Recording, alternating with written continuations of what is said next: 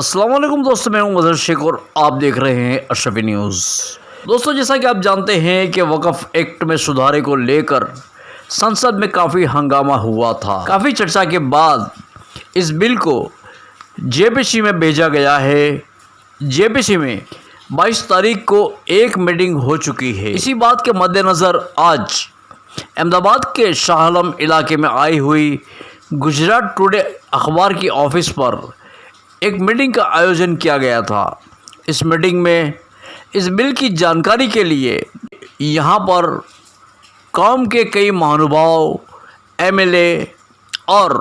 Advocate हजरात हाज़िर रहे और उन्होंने वक़्फ़ के ताल्लुक़ से लोगों को जानकारी दी। इनमें ख़ासकर खाड़िया के एमएलए इमरान भाई खेड़ावाला और दरियापुर के एक्स एमएलए गियासुद्दीन शेख साहब, एडवोकेट इकबाल शेख और भी कई एडवोकेट हजरात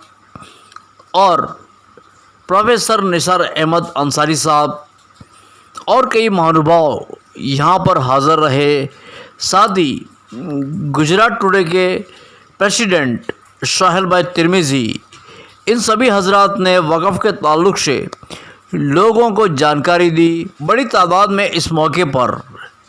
गुजरात टुडे अखबार की ऑफिस पे लोग हाज़िर रहे। सबसे पहले तो मैं गुजरात टुडे और निज़ाम औक़ाफ़ की जानिब से आज रखे गए इस प्रोग्राम में शहर के और पूरे गुजरात के जो जिम्मेवार लोग आज आए थे और सब लोगों ने अपनी अपनी बात रखी है। एनडीए सरकार ने जिस तरह से 2024 का ये वक़्फ़ एक्ट बिल जो लाए हैं उसके खिलाफ हम लोगों ने पहले से जब ये बिल आया उस वक्त से हमने इसका विरोध किया है कि ये बिल जिस तरह से मुस्लिमों के हक को दबाने का और उनके हक, उनकी जो मिल्कत को छीनने की इसके अंदर साजिश हो रही है। वक़्फ़ का जो ये बिल लाया गया है अभी जेपीसी कमेटी के अंदर है और ये कमेटी के अंदर हमारे सम्मानीय नेता, विपक्ष के नेता राहुल जी ने भी विरोध किया और इंडिया गठबंधन से जुड़े हुए तमाम लोगों ने भी इसका विरोध किया कि ये बिल मुसलमानों के लिए जिस तरह से मुसलमानों की मिल्कतों को छीनने का काम ये बिल के अंदर लाया गया है। तो आज गुजरात टुडे की जानिब से रखे गए इस प्रोग्राम में हमने यही बताया कि जिस तरह से ये बिल जो मुस्लिम प्रॉपर्टीज या वक़्फ़ की हुई है, चाहे मदरसा हो, कब्रस्तान हो, मस्जिद हो और कोई स्कूल हो, कॉलेज हो या इदारे हैं, उनको उनके जो वक़्फ़ के तहत उनको उनके पास से पावर लेकर कलेक्टर को दिए जाएंगे। ये नए एक्ट के अंदर ये बताया गया है। दूसरा, ये एक्ट के अंदर बताया कि नॉन मुस्लिम भी इसके अंदर मेंबर होंगे। उसके अलावा महिलाएं भी अंदर होंगी। महिलाएं आए, कोई विरोध नहीं है, लेकिन इस तरह से इनकी इरादे, इनकी नीयत जो एनडीए सरकार की है कि एक तरफ उन्होंने पहले ही रेलवे की जो जमीन थी उन्होंने बेच दी, एयरपोर्ट थे वो प्राइवेट कर दिए, आर्मी के पास जो जगहें थी, आर्मी की जगहें थी उन्होंने वो बेच दी। अब उनको ये जगह वक़्फ़ की जो प्राइम लोकेशन की जगह है वो उनके ध्यान में आ गई। तो ये बिल इसके लिए लाए कि ये वक़्फ़ की प्राइम लोकेशन की जो करोड़ों अब्जों रुपए की जगह है उसके ऊपर उनकी नीयत है और ये जो उनके उद्योगपति माने थे उद्योगपति को दे देना चाहते हैं, लेकिन हरगिज़ ये हम होने नहीं देंगे। मुस्लिम समाज के लोगों को हम जागरूक करना चाहते हैं कि भाई आप गुजरात के अंदर और पूरे हिंदुस्तान के अंदर जहाँ जहाँ वक़्फ़ की प्रॉपर्टीज़ है उसके ऊपर जिस तरह से जो संस्था जुड़ी हुई है उसको एक्टिव होकर उसके डॉक्यूमेंट, उसके पुरावे, उसको जो कुछ भी है उसको दुरुस्त करने चाहिए और जहाँ हमारे जो डॉक्यूमेंट्स है जो वक़्फ़ के अंदर नोंदा ही नहीं है और वो प्रॉपर्टी है उसको वक़्फ़ के अंदर नोंदा देनी चाहिए, ताकि ये जिस तरह से सरकार की जो नीयत है उसको हम डट के मुकाबला कर सकें। अच्छा, दूसरा, जिस तरीके से गुजरात सरकार में वक्फ ट्रिब्यूनल के मेंबर को लेकर जो मामला हुआ, हाईकोर्ट पहुंचा, अचानक ही सरकार ने, चूंकि ट्रिब्यूनल के अंदर ये रहता है कि 3 मेंबर हुआ करते हैं, 3 सदस्य ट्रिब्यूनल के, उसमें एक सदस्य वो होना चाहिए जो इस्लामी मामलों का जानकार हो। गुजरात सरकार ने उस पोस्ट को ही खत्म करने का ऐलान कर दिया। बिल्कुल, मैं वक़्फ़ बोर्ड का मेंबर भी हूँ गुजरात के अंदर और जब ये बिल 2024 में वक़्फ़ बोर्ड का जब आया उस वक्त समझो यहाँ पर ट्रिब्यूनल के जो जज जो जिनको जवाबदारी सौंपी थी अनवर शेख साहब, उनको तात्कालिक हटा दिया गया।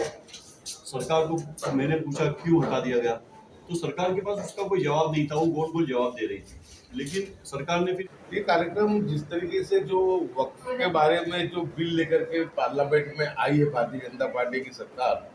तो उस बिल को जेपीसी के समक्ष भेजा गया है।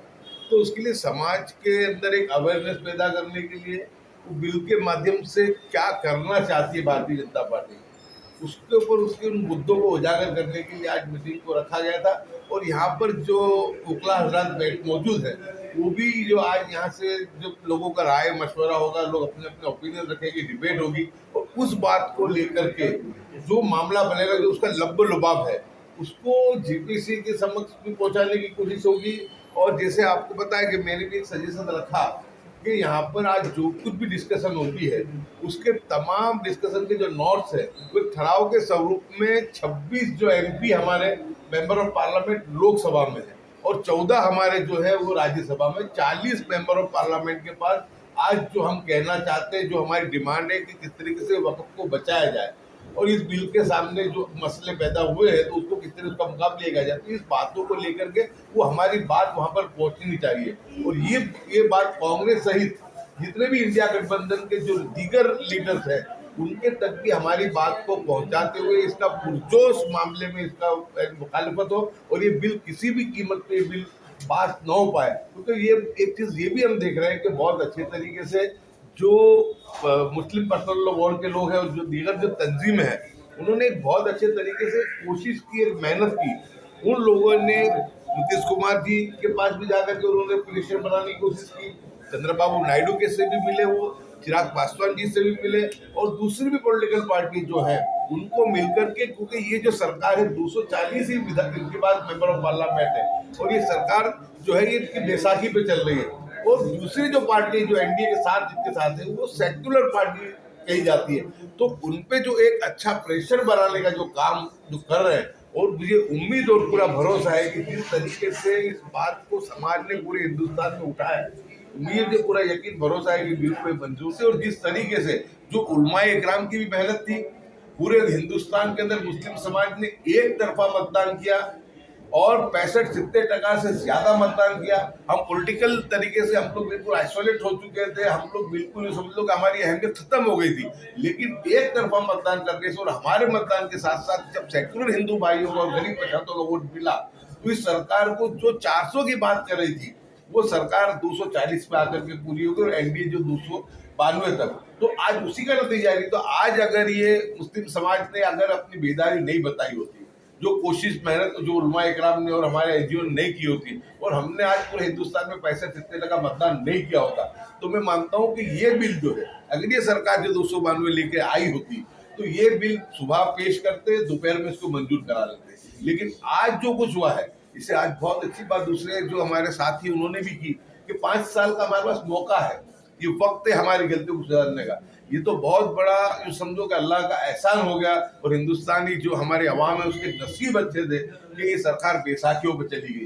नहीं तो ये ऐसे जो कानून थे, कानूनों को तो वो एक दिन में वो मंजूर कर सकते थे, लेकिन पूरा भरोसा और पूरा यकीन है कि जेपीसी से भी बिल को क्लियर नहीं करवा पाएंगे। और अब तो जब इनके साथी पक्ष है उन्होंने ही खुल करके बात को कर दिया है, और मुस्लिम पर्सनल लॉ और दीगर जमातें बहुत जबरदस्त कोशिश मेहनत भी कर रही है, जन जागृति अभियान भी चला रही है, और तमाम पॉलिटिकल पार्टी के लोगों को बैठ करके अपनी बात को समझा रही है। और हमको पूरा भरोसा और पूरा यकीन भी है कि जो 40 हमारे सांसद हैं वो भी इस पर खुल करके आगे भी अपनी मुहिम को और अपनी लड़ाई को मजबूती से लड़ेंगे। गैसुद्दीन साहब, जिस तरीके से एक सोशल मीडिया में मैसेज चलाया गया कि भाई एक खास कार्यक्रम का आयोजन किया गया है, अच्छा कार्यक्रम गुजरात टुडे की तरफ से इनिशिएट लेकर ये किया गया, लेकिन जो जागृति की आप बात कर रहे हैं मुसलमानों में,